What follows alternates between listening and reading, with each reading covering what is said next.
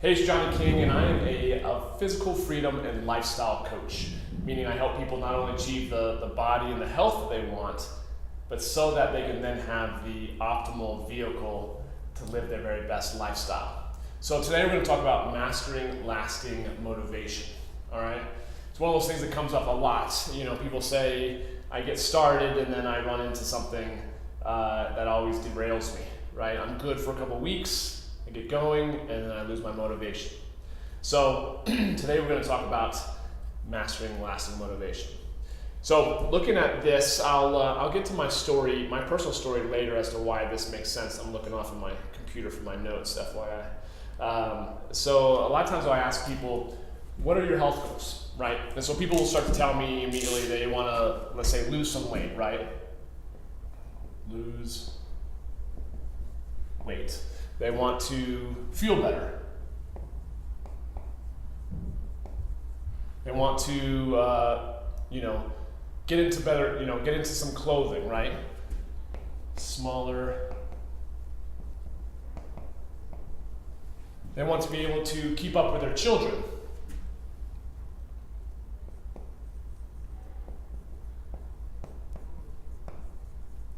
Right?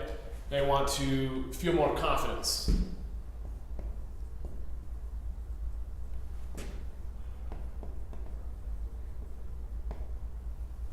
They want to feel a sense of pride. They want to be able to not only know what to do, but to actually follow through on doing what they know, right?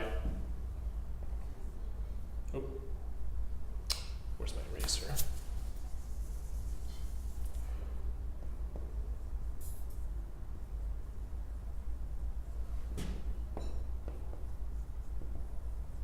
Okay, so in looking at these two, do you see why I may have put them on two sides, right? One is all about a feeling, right? And these a lot of times are more of what comes up when I ask people typically. I want to lose some weight, I want to feel, better, get into smaller clothing, feel more attractive, that sort of thing, right? So we kind of bounce back and forth between a means and an end, right? So these are the means to an end. And so this is important because a lot of people, well, yes, want to lose weight. However, they only want to lose weight because they believe it's going to make them feel a certain way, right? And so if you only want to lose weight, it's so generic, right? It's so broad stroking, if you will. So much that, people lose a couple of pounds, they lose 10 pounds, it's not very specific, and then they've already kind of achieved their goal. It's just to lose weight, right? And a lot of times they also feel better after 10 pounds, but maybe they have 50 pounds to lose, right?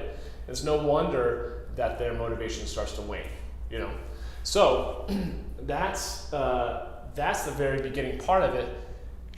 But for instance, if you're watching this and you ask, and you find someone, maybe you have a friend or a loved one that has lost a bunch of weight, maybe they've made a physical transformation, what do we typically ask them?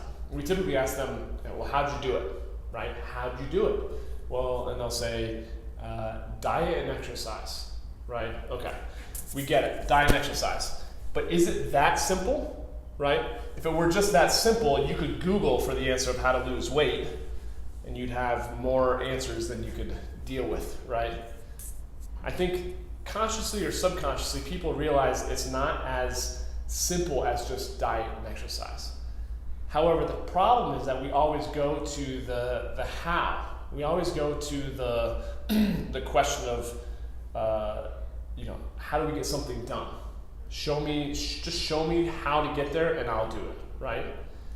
The unfortunate challenge with that, though, is a lot of times that is leapfrogging over the question of why, right? And so for some of you who might be watching this, know how important your why is.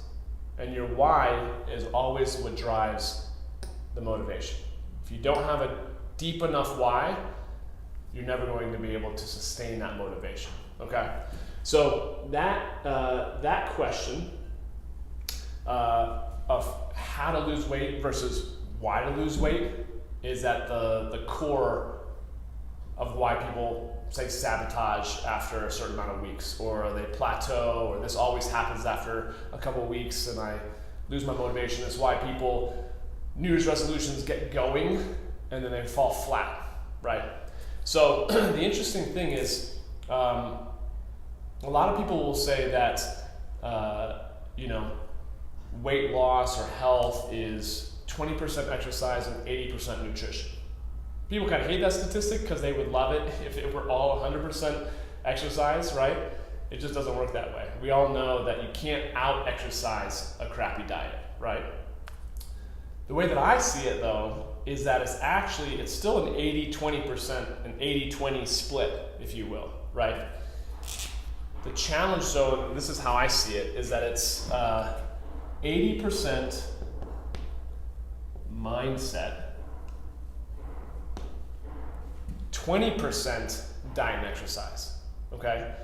If you take that 20% that's diet and exercise and you break that further down into an 80-20 percentage, it's actually 16% nutrition and 4%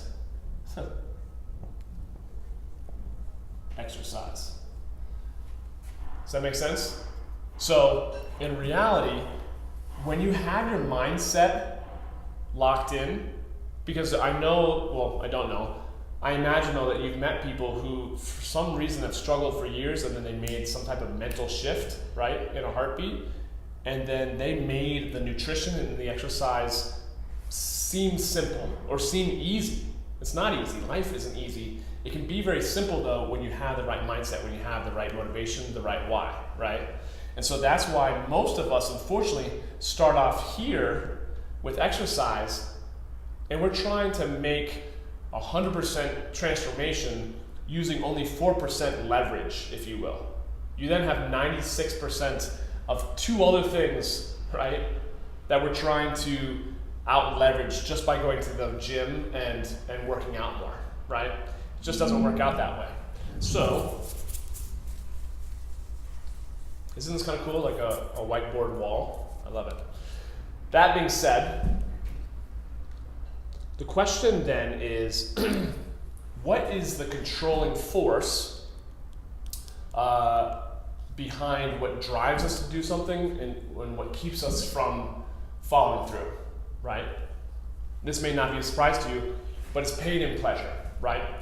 We will often do more to avoid pain than we will to gain pleasure. So I say all this because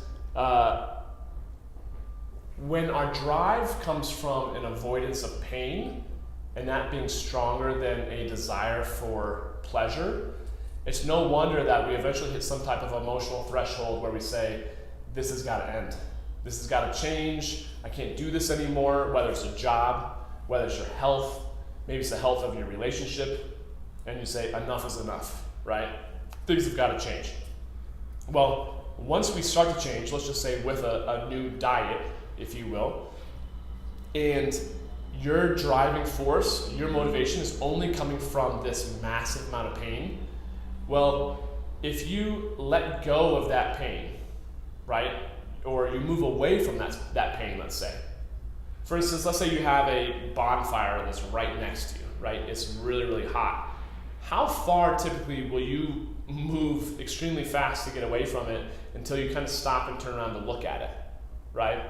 And that's what happens with our nutrition and our health. We tend to start a diet and it lasts as long as we want it to until the pain subsides. And then a lot of times it's like, well, I'm going to have a cupcake, I'm going to have a piece of pizza, because, I mean, I've been doing so well anyways, and what will one little bite or one little cupcake really make a difference in, I'll get right back on it tomorrow, right? And so we start to actually turn back around and look at where we were, and we start to miss what we were enjoying that brought us to a place of extreme lack of health, if you will, or obesity, or however you find yourself currently, right? So that's the problem with only using motivation from an avoidance of pain, because Once we get far enough away from the pain subsides, so does our motivation, our drive subsides, if that makes sense, okay? So that's why I said 80% of it is mindset. 80% of it is mastering your emotional state, if you will. How you control this is how you're going to control your life, truthfully. And that's what I found to be in my life and my lifestyle. So I say this because I saw it with my parents. Growing up, I'm the middle of 5 children. Love my family so much, and my mom was that consummate nurturer, always putting the needs of her children ahead of herself. My father was a workaholic under massive stress to be able to provide for all of us, of course, hungry mouths to feed. And the challenge, though, is that my mom's health always took a back seat. It was always put on a back burner. My mom had a program, if you will, and I say program because these aren't things that we learn or that we inherently come out of the womb with, okay? Programs are things that we learn throughout our lifetime. My mom had a rescuer / martyr program. So she felt very significant by putting everyone else's needs ahead of her own by sacrificing her own needs. And unfortunately for my mom, it got the best of her in that she let her health go so far to where when cancer showed up, she had dug such a deep hole with her. She's probably 60 pounds overweight. It seemed overwhelming to even begin to fight. And so I saw my mom's health deteriorate, and she passed away at 61 years old. The interesting thing is after that, I saw my father over the course of 2 years flip a switch, and he lost 120 pounds in, about 18 to 24 months.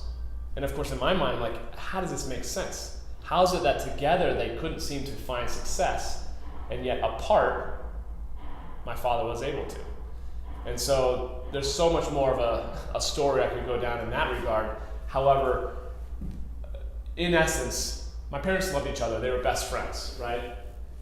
However, the love that they didn't necessarily have in a passionate, like in love relationship that they had with each other, they actually were able to put that into their children, right? And I see this in a lot of relationships. We tend to settle for good enough. We tend to settle for the breadcrumbs of connection, togetherness, companionship, business working relationship, in a marriage or some type of committed relationship, and then we find our love through some other type of means. So my mom got that unconditional love from her children, and then her way to actually kind of connect with my father oftentimes was just through food and travel, right? They'd love to travel, and when they're traveling, it was all about food. And so the interesting thing is when I asked my parents, or really asked my mom to give up all the food she's been eating and try to exercise and eat a little bit more, which is eat more healthy, if you will, I don't think she consciously knew it, but I was more or less asking her to sever the only connection that she had with the man that she loved, her husband, her best friend. And how else was she going to connect with her man? I don't know. And so I think that was the challenge ultimately. So I say all that because it's so much more challenging than a lot of people give it credit. It's very simple for people stereotypically like me to say, oh, just do it. Just eat healthy and go exercise, get it done. The reality is that we don't realize we have certain programs in place of how we've used food to cope. We use food to manage our emotions when we're stressed and we need certainty. I want to be certain that I can at least forget about it for a moment. I need certainty to feel comfortable and safe. Other times I'm super bored. We'll eat when we're super bored so that we eat for variety and excitement, right? We'll eat when we want to celebrate and connect. We'll eat when we want to connect with ourselves through a pity party, right? So there's so many intricacies in terms of how we eat to fulfill our emotional needs, okay? If that makes sense. So I've worked with now thousands of clients over the last decade through my gyms that I had across St. Louis for 5 years before I sold off the gyms, I've worked with even Biggest Loser contestants. I've sat down and interviewed them. I wanted to know what was the difference between those contestants who were on the show and made, massive progress, and yet after the show was over, they put all the weight back on, versus those few who were able to take the weight off and keep it off, right? And so I talked to Jim Germanakos of season 4. I interviewed and sat down, I've got that on video, with Adam Hurtado from season 10. I worked with Susan Mendoza from season 1. Some of them as clients, some of them just as interviewees, right?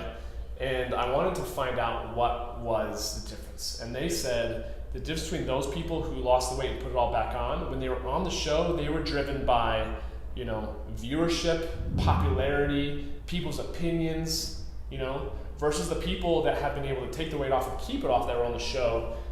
What they didn't show on the TV series was all the work that, or I should say, all the people that were available to them to make that mindset shift.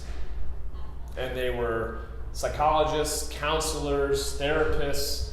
They had a lot of time when they weren't in the gym working out, they were able to work with these psychologists, people who know psychology, mindset, that sort of thing.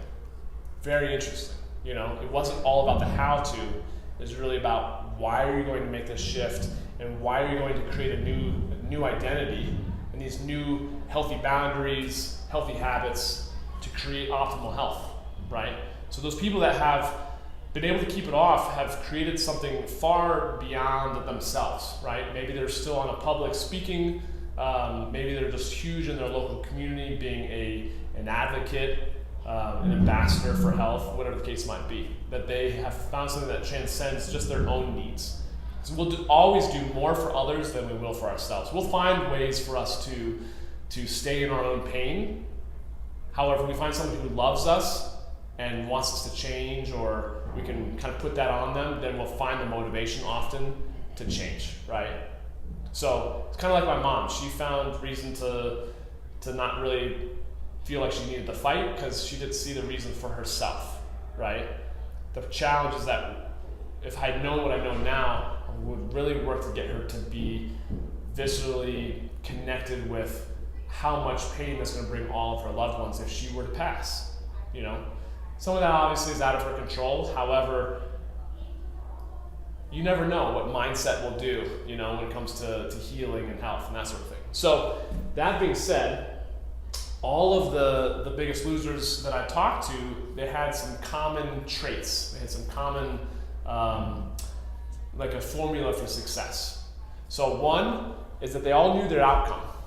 They all had a very specific number. It's not about the number eventually, right? It's more about the lifestyle. However, they were very clear with how to measure their success, and they wanted to get down to a certain number on the scale, right? I always say it's very hard to manage something that you don't measure.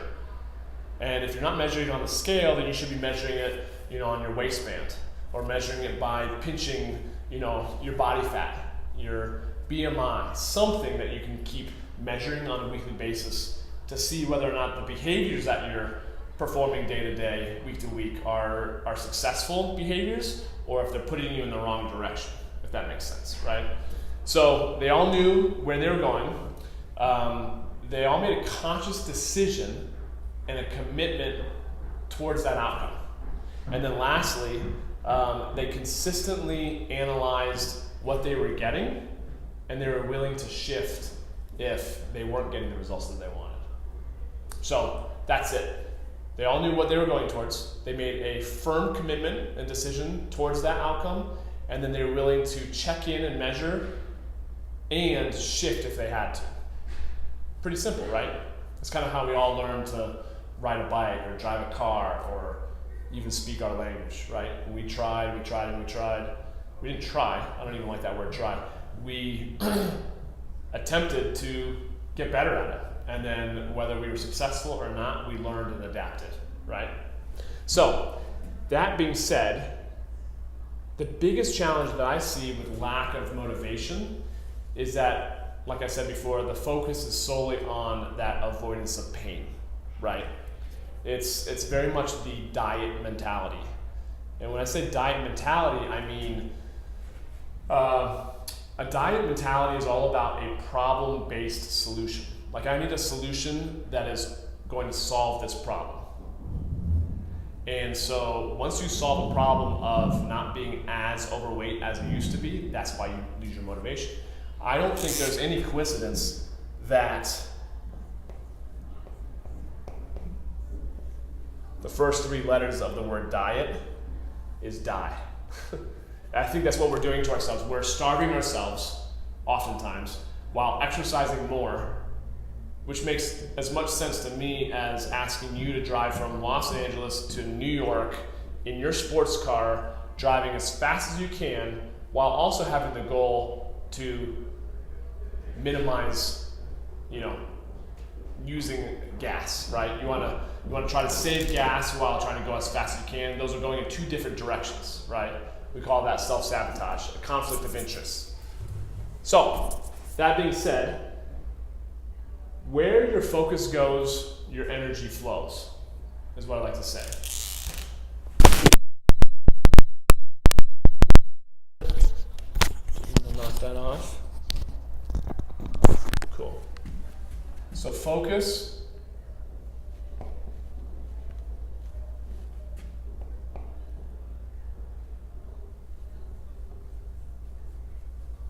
Where your focus goes, your energy flows. So if you focus on all the crap in your life, you're going to get more of it. We tend to magnify whatever we look at, right? If you focus on what you can be grateful for, which you can always have things that you can be grateful for, you tend to be more appreciative. We tend to be happier, right? So the truth is that I see that there's this type of success and atrophy cycle, okay? So in looking at that, a lot of people, if I were to say, how much potential does the human species have, okay? Potential.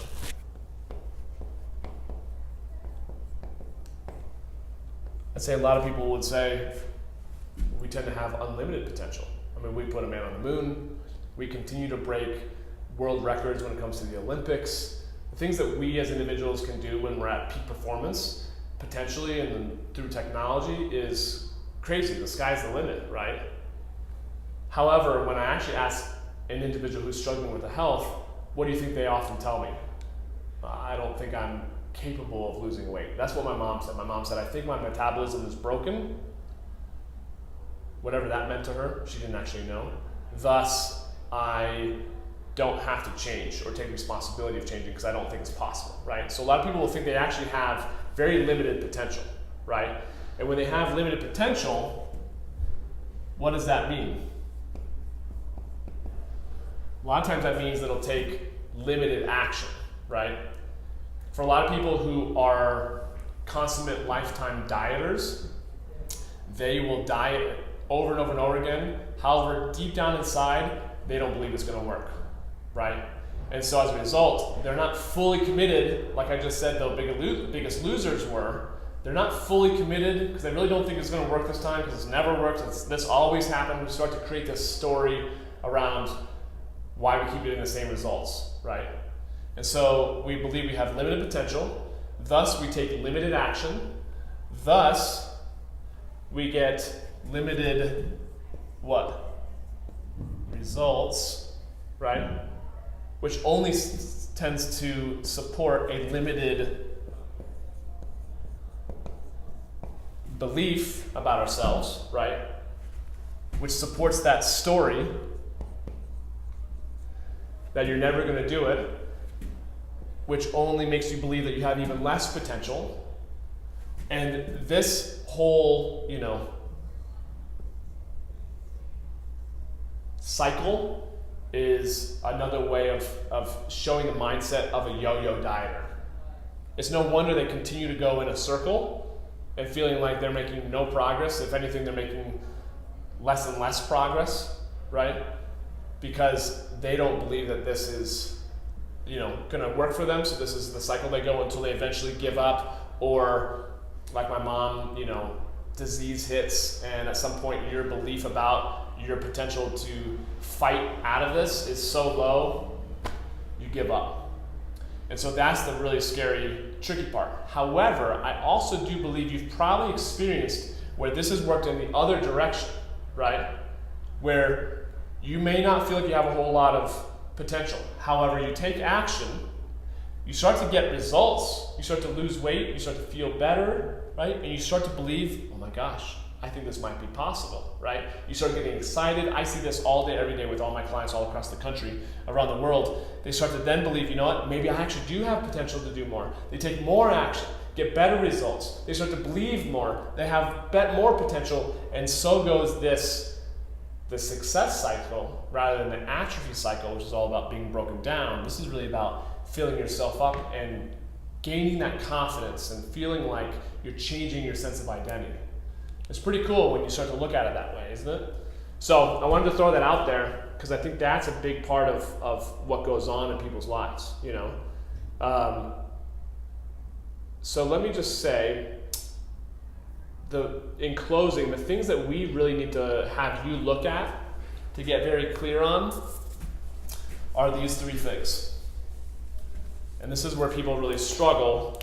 However, this is where you get to do the work, okay? 1, vision. 2, what did I write down?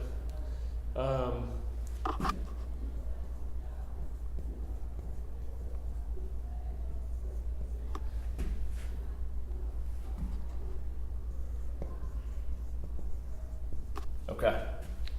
So, this is the key. The key is that you need to have vision. You need to ask yourself, what is your ultimate goal, right?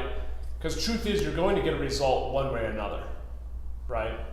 You're either going to transform and step into a new identity of yourself, or you're going to continue to accept a limited, good enough scarcity mindset and identity of yourself, right? So you have to really look at what is it that you really want. Is it weight loss?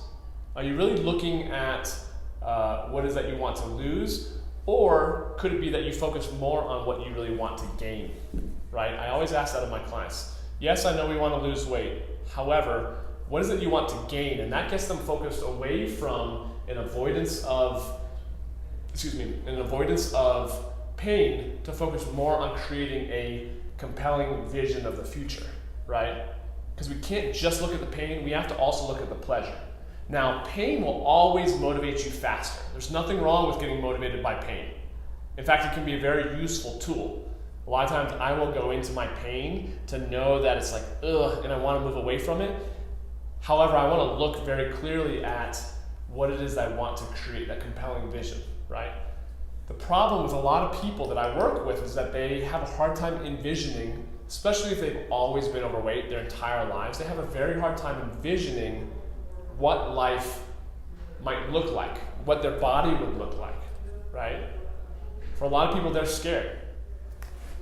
So the key is, for a lot of people, they struggle with their vision.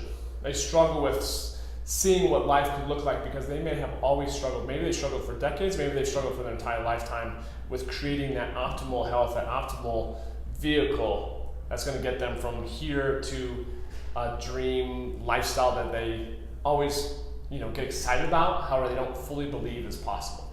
And so I start to get people to focus on just capturing imagery. You don't have to necessarily figure it out in here. You can go online. Just Google for if you could have, if it were Christmas morning and you were a little kid and you were just dreaming out all that you wanted to do, but taking it as an adult, what were those things that you always have on your bucket list or that you always wanted to do? Where would you want to travel? Are there any places in the world you want to go?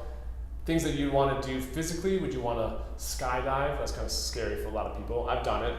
It's crazy, right? Crazy fun. I'll do it again soon. Hike mountains, right? And what does that mean to be confident in your body and feel secure in how you show up with your kids or your relationship with your spouse or your partner, right? So you can start capturing imagery, and I use Pinterest. I throw it onto some of my vision boards on Pinterest, and I'll go back and I'll look at those often, right?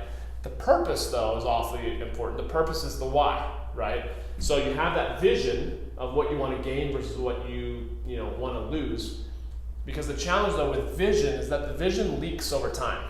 If you don't continue to revamp that vision, it'll slowly kind of like dissipate. And that's where people start to kind of lose their motivation because they stop focusing on what it is they want. They kind of focus on what they've let go of, right? Whether it be food or the way that they used to connect with friends and family or drinking or whatever those bad habits might have been, right? So the idea is to focus on your purpose and ask yourself, why is it that you really want this ultimate outcome? Why is it that you really want these results that are in alignment with vision? You got to be really, really clear with that, because you have to get clear. You have to have certainty, and then you have to get excited about it. Because with clarity and certainty that you're going to get that, ultimate vision, then you get really, really excited. And that's the cool part, okay? So with this, there's clarity,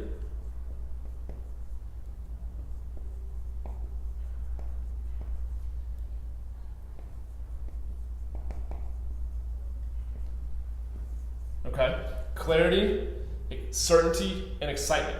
If you get really clear on that vision and why you want it, and then you can't figure out how to get certain, the challenge is that you then need to figure out your strategy, right? You need to find someone, whether it's myself or someone who's in the industry who has tons of results and knows how to help people get really certain, not by you coming up with the answer yourself, but finding an incredible mentor or guide that can help you get to your clear vision faster, and then you can get really excited about it. And then they'll also give you the actions to take. Because it's one thing to lose weight and to change your physical body, right? It's another thing to be able to maintain it. And that's also a scary thing. However, there's proven processes that I use, at least with my clients. I know there's tons of other people out there in the world that have their processes that all work. There's not only one way, right? You just need to find the right person to support you in that journey. So that being said, I hope this has been helpful. In terms of mastering lasting motivation, it really comes down to this vision, being very, very clear on the vision, creating a compelling future, knowing why you want it, and lastly, what you're going to do to achieve it.